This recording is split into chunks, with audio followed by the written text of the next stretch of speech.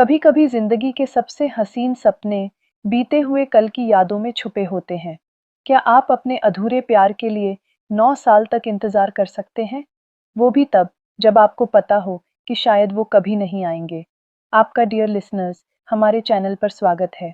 आज हम बात करेंगे एक ऐसी कहानी की जो आपके दिल को छू लेगी। Waiting for rain. एक ऐसी फिल्म जो हमें सिखाती है कि प्यार के मायने सिर्फ मिलन में नहीं, बल्कि उस इंतज़ार में भी होते हैं जो हमें जिंदा रखता है। मूवी शुरू होती है 31 दिसंबर 2011 से।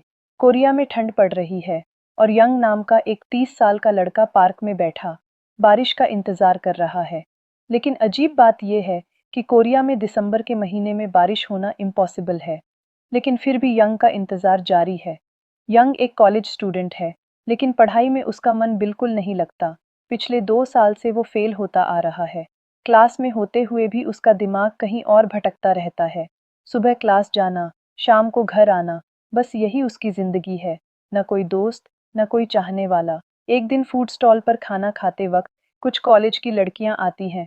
उनमें से एक लड़की यंग के पैसे से खाना खाकर चलती बनती है। ये देखकर यंग को गुस्सा आता है और वो उस लड़की के पास जाता है। इस लड़की का नाम है सो जिन, जो यंग जैसी ही एक लूसर है, क्योंकि वो भी 2 साल से फेल होती आ रही है। दोनों एक जैसे ही हैं। यंग के पिता लेदर बैग्स बनाने का काम करते हैं। उसका भाई इस पूरे बिजनेस को बेचकर पैसे शेयर मार्केट में लगाना चाहता है। वो यंग को हमेशा ताने मारता रहता है कि वो अपने पिता के पैसे बर्बाद कर रहा है। लेकिन यंग हमेशा खोया खोया सा रहता है। क्यों? इसके पीछे एक पुरानी कहानी छुपी है। जब यंग स्कूल में था, एक रेस के दौरान उसे चोट लग गई थी। तभी एक लड़की ने उसे अपना रुमाल दिया था। उस रुमाल पर उस लड़की का नाम लिखा था, सो येओन। दोनों बात तो नहीं कर पाए, लेकिन यंग को उस लड़की से प्यार हो गया। और तब से लेकर आज तक, इतने सालों बाद भी, वो उससे प्यार करता है और उसकी यादों में खोया रहता है। यंग स्कूल पहुंचता है और सोयोन का एड्रेस निकाल लेता है।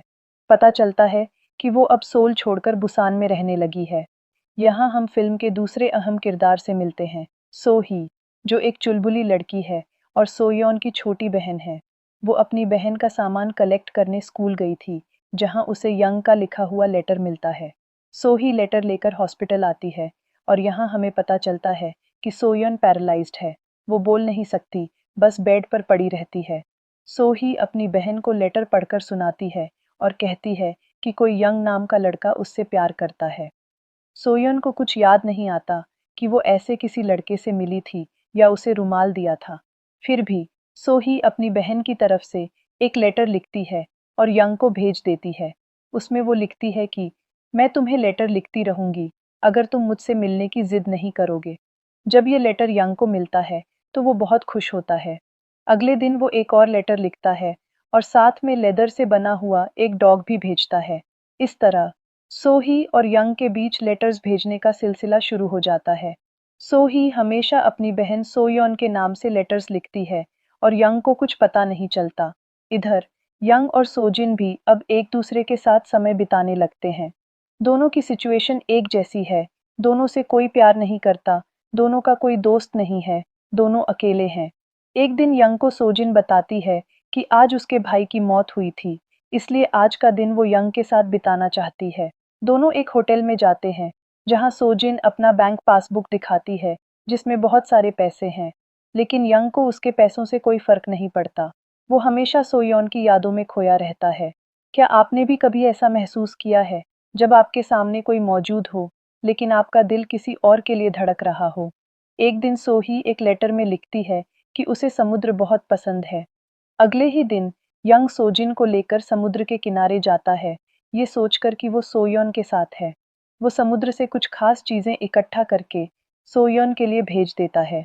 जब ये सामान सोयोन को मिलता है, तो वो रोने लगती है।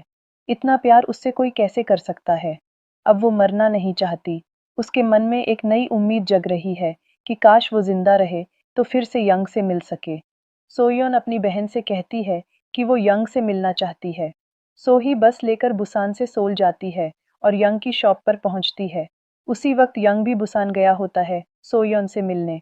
दोनों एक दूसरे से मिल नहीं पाते, लेकिन दोनों एक दूसरे का इंतजार करते हैं। जब दोनों थक जाते हैं तो अपने अपने शहरों में वापस चले जाते हैं। रात को वापस आने पर सोही को पता चलता है कि सोयोन के पास बस 1 महीना बचा है, फिर वो मर जाएगी। ये बात सुनकर सोही रो पड़ती है। सोही सोयोन को व्हीलचेयर पर बाहर ले जाती है, उसकी बहुत सारी फोटोज क्लिक करती है और यंग को भेज देती है। यंग इन फोटोज को देखकर खुश हो जाता है और कहता है कि 31 दिसंबर को स्कूल के सामने वाले पार्क में वो उसका इंतजार करेगा। सोयोन ये बात सुनकर खुश होती है, लेकिन उसके पास अब कुछ भी नहीं बचा है। वो कुछ ही दिनों में मरने वाली है और मरना भी नहीं चाहती। वो अपनी बहन को समझाती है और सोही के पास भी कोई रास्ता नहीं है। सोयोन एक लेटर में लिखती है कि अगर 31 दिसंबर को बारिश हुई तभी मैं तुमसे मिलने आऊंगी। लेकिन जैसा कि हम जानते हैं, कोरिया में 31 दिसंबर को कभी बारिश नहीं होती। इस बीच जिन जो सोही की शॉप पर आता जाता रहता है और सोही को पसंद करता है, उनके जीवन का एक अहम हिस्सा बन गया है। वो सोही से मिलने हॉस्पिटल जाता है और सोयोन के लेटर में यंग का फोन नंबर देखकर उसे कॉल करता है। यंग को खुशी होती है कि उसे सोयोन की आवाज सुनने को मिली, हालांकि वो बोल नहीं सकती। वो बताता है कि वो 31 दिसंबर को उससे मिलने के लिए बहुत एक्साइटेड है और वहां उसका इंतजार करेगा। जिन सोही से शादी के लिए पूछ लेता है, लेकिन जल्द ही समझ जाता है कि सोही के मन में उसके लिए कोई फीलिंग्स नहीं है। वो कार से उतरकर कह देता है कि वो अब कभी उसकी शॉप पर नहीं आएगा, यानी वो अब कभी नहीं मिलेंगे। यंग कॉलेज छोड़ने वाला है और ये जानकर सोजिन बहुत दुखी होती है, क्योंकि अब उसके पास वो एक खास इंसान जिससे वो बात कर पाती थी, जो उसका फ्रेंड था, वो भी उसे छोड़कर जा रहा है। उसी दौरान सोयेओन, जिसके हाथ में वो बोट है जो यंग ने भेजा था, अपनी आखिरी सांसें लेती है। वो उस उम्मीद में मरती है कि एक दिन वो यंग से जरूर मिलेगी। सोही बहुत रोती है और सोयोन के लिए एक लास्ट लेटर लिखती है, लेकिन वो इसे डाल नहीं पाती क्योंकि उसके पास इतनी हिम्मत नहीं है। वो यंग से बहुत प्यार करती है, लेकिन उसके पास कोई रास्ता नहीं है। दूसरी तरफ यंग को अपने ग्रेजुएशन में टाइम लग रहा है। एक दिन वो सोजिन से मिलता है और उसे एक अम्ब्रेला गिफ्ट करता है। सोजिन की आंखों में आंसू आ जाते हैं, क्योंकि वो जानती है कि यंग की आंखों में उसके लिए सिर्फ दोस्ती है, प्यार नहीं। वो मान लेती है कि यंग कभी उसका नहीं हो सकता और रोती हुई चली जाती है। 9 साल बाद जिन एक फेमस राइटर बन चुका है, वो फाइनली सोही से मिलने आता है।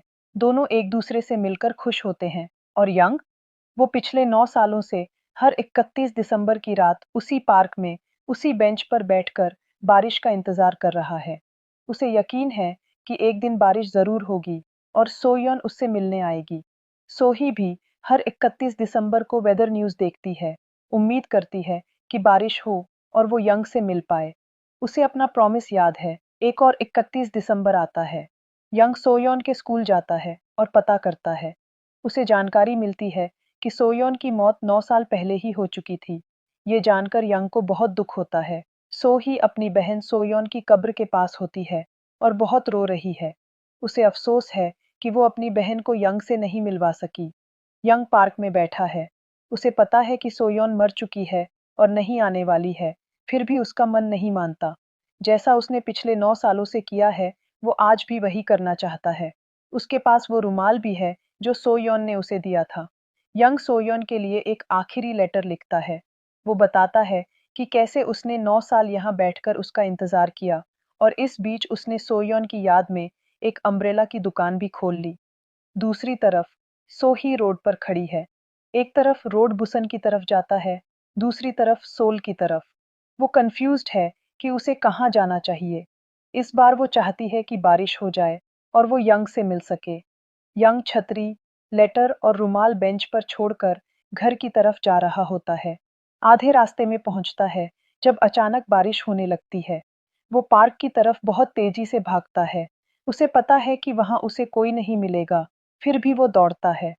पार्क में पहुंचकर वो छाता लेकर बैठ जाता है। उसी वक्त सोही भी वहां आती है और पीछे से उसे देख लेती है। स्क्रीन अंधेरी हो जाती है और फिर से हमें वो रेस वाला दिन दिखाया जाता है। यहाँ से हमें पता चलता है कि असल में क्या हुआ था। सोही की ड्रेस उस दिन गीली हो गई थी, इसलिए उसने अपनी बहन सोयोन की टी शर्ट पहनी थी। जिसे यंग ने देखा था, वो सोयोन नहीं, बल्कि सोही थी, जो अपनी बहन की टी शर्ट पहने थी। यंग ने टी शर्ट पर लिखे नाम को पहचाना था और सोच लिया था कि वो सोयोन है। और यहाँ फिल्म खत्म हो जाती है। ये कहानी शायद उन सभी लोगों के लिए है जिन्होंने कभी किसी का इंतजार किया है, जिन्होंने कभी किसी को चुपचाप चाहा है। ये हमें सोचने पर मजबूर करती है, क्या हमारी जिंदगी में भी कोई ऐसा यंग या सोयोन है? क्या हम भी किसी बारिश का इंतजार कर रहे हैं? इस मूवी का मैसेज ये है कि जिंदगी परफेक्ट नहीं होती, लेकिन इसमें छुपी हुई खूबसूरती और अधूरेपन में भी एक अलग तरह का सुकून हो सकता है। अगर आपको यह मूवी अच्छी लगी, तो वीडियो को लाइक करें, शेयर करें और हमारे चैनल को ऐसी और वीडियोस देखने के लिए याद से सब्सक्राइब ज़रूर कर लें। फिर मिलते हैं नेक्स्ट वीडियो में। तब तक के लिए goodbye my dear listeners.